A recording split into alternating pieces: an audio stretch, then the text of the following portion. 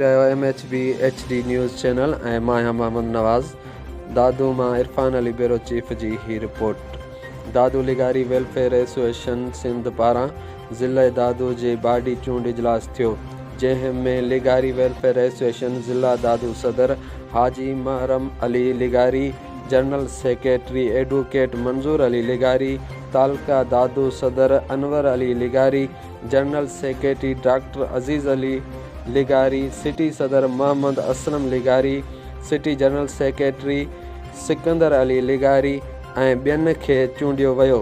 लिगारी इतिहाद जे चूंडियल उहिदेदारनि खे गुलनि जा हार तोहफ़े में पेश कया विया।